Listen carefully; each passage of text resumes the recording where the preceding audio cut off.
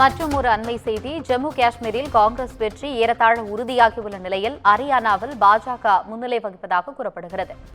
ஜம்மு காஷ்மீரில் காங்கிரஸ் கூட்டணி 48 தொகுதிகளிலும் பாஜக 28 தொகுதிகளிலும் முன்னிலையில் உள்ளது. ஹரியானாவில் 47 தொகுதிகளில் பாஜகவும் 36 தொகுதிகளில் காங்கிரஸ் கூட்டணியும் முன்னிலையில் உள்ளதாக தகவல் வெளியாகியுள்ளது.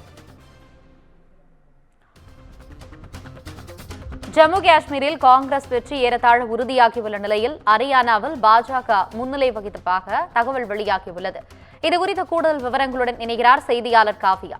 வணக்கம் காவியா, கூடுதல் விவரங்களை சொல்லுங்க. வணக்கம் ஆனந்தி. ஜம்மு காஷ்மீரில் காங்கிரஸ் ஆனது தொடர்ந்து பாதிக்கும் மேற்பட்ட தொகுதிகளில் முன்னிலை வகித்து வரும் நிலையில் அங்கு காங்கிரசின் வெற்றி என்பது ஏறத்தாழ உறுதியாகி இருக்கிறது. அதே நேரத்தில் ஹரியானாவை பொறுத்தவரை காலையிலிருந்து அந்த மாநிலத்தில் காங்கிரஸ் முன்னிலை வைத்து வந்த நிலையில் தற்போது நிலவரம் மாறி பாஜக 10க்கும் மேற்பட்ட தொகுதிகள் வித்தியாசத்தில் பாஜக முன்னிலை வைத்து வருவதாக தெரிவிக்கப்பட்டிருக்கிறது. ஹரியானாவில் மொத்தம் உள்ள 90 தொகுதிகளுக்கும் கடந்த 3ஆம் தேதி தொடர்ந்து சட்டப்பேரவை தேர்தல் என்பது நடைபெற்றது. ஹரியானாவை பொறுத்தவரை தொடர்ந்து 3வது முறையாக பாஜகவானது ஆட்சி அமைக்கவும், காங்கிரஸை பொறுத்தவரை முதல் முறையாக காங்கிரஸ் ஆனது ஹரியானாவில் ஆட்சி அமைக்கவும் தொடர்ந்து போட்டி என்பது நிலவி வந்தது. ஜம்மு காஷ்மீரை பொறுத்தவரை 3 கட்டங்களாக தீவிரவாத அச்சுறுத்தல்களுக்கு மத்தியிலும் தொடர்ந்து சட்டப்பேரவை தேர்தல் என்பது சுமூகமாக நடைபெற்று முடிந்தது. இந்த நிலையில்தான் இன்று காலை 8 மணிக்கு தொடங்கி வாக்கு எண்ணும் பணியானது தொடர்ந்து விறுவிறுப்புடன் நடைபெற்று வருகிறது. இந்த நிலையில் ஜம்மு காஷ்மீரை பொறுத்தவரை காங்கிரஸ் கூட்டணியானது 48 தொகுதிகளிலும் பாஜக 28 தொகுதிகளிலும் முன்னிலை வைத்து வருகிறது. ஹரியானாவில் 47 தொகுதிகளில் பாஜக 36 தொகுதிகளிலும் ஹரியானாவில் 47 தொகுதிகளில் பாஜகவும் 36 தொகுதிகளில் காங்கிரசும் முன்னிலை வைத்து வருகிறது. ஜூலானா தொகுதியை பொறுத்தவரை காங்கிரஸ் வேட்பாளரும் மல்யுத்த வீராங்கனையுமான வினேஷ் போகத் 2000 வாக்குகள் வித்தியாசத்தில் பின்னடைவை சந்தித்திருக்கிறார்.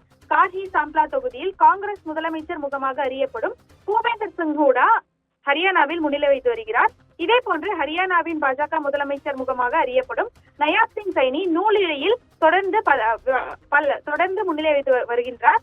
ஹரியானா காங்கிரஸ் தலைவரான உதய்பன் ஹோட்டல் தொகுதியில் இருந்து முன்னிலை வைத்து வருகிறார். இதே போன்று புட்காம், கந்தர்பால் தொகுதிகளில் முன்னாள் முதலமைச்சர் உமர் அப்துல்லாவும் தொடர்ந்து முன்னிலை வைத்து வருவதாக தெரிவிக்கப்பட்டிருக்கிறது. ஆனால் ஜம்மு காஷ்மீரில் முன்னாள் முதலமைச்சரும் பிடிபி கட்சியின் தலைவருமான மெஹபூபா முஃப்தியின் மகள் இல்லிதா முஃப்தி தொடர்ந்து பின்னடைவை சந்தித்துள்ளதும் குறிப்பிடத்தக்கது. ஹரியானாவை பொறுத்தவரை 3 பிரச்சனைகள் மிகவும் பிரதானமாக பார்க்கப்பட்டிருந்தன. அக்னிவீர் திட்டம், தொடர்ந்து மல்யுத்த வீராங்கனைகள் பிரச்சனை, அதே போன்று வேளாண் சட்டங்களை எதிர்த்த போராட்டங்களில் இந்த மூன்று பிரச்சனைகள் தொடர்பான போராட்டங்களிலும் ஹரியானா விவசாயிகளும் தொடர்ந்து அந்த இளைஞர்களும் முன்னிலை வைத்து வந்த நிலையில் பாஜகவுக்கு தொடர்ந்து ஒரு பின்னடைவு இருப்பதாகவே பார்க்கப்பட்டு வந்தது. ஆனால் தற்போது மாநிலத்தில் ஆட்சி அமைக்க 46 தொகுதிகளில் வெற்றி பெற வேண்டும் என்ற நிலையில் ஹரியானாவில் பாஜகவானது 47 தொகுதிகளில் முன்னிலை வைத்து வருகிறது. இதே போன்று ஜம்மு காஷ்மீரை பொறுத்தவரை சிறப்பு அந்தஸ்து ரத்து செய்யப்பட்ட பின் நடைபெறும் முதல் தேர்தல் இது என்பதால் தொடர்ந்து பல்வேறு அரசியல் எதிர்பார்ப்புகளுக்கு மத்தியில் இந்த வாக்கு எண்ணும் பணியானது நடைபெற்று வந்தது. அதற்கேற்றவாறு தொடர்ந்து ஜம்மு காஷ்மீரிலும் 46 தொகுதிகளில் வென்றால் வெற்றி என்ற நிலையில் 48 தொகுதிகளில் பாதிக்கும் மேற்பட்ட இடங்களில் காங்கிரஸ் ஆனது முன்னிலை வைத்து வருவது குறிப்பிடத்தக்கது. விவரங்களுக்கு நன்றி காவியா.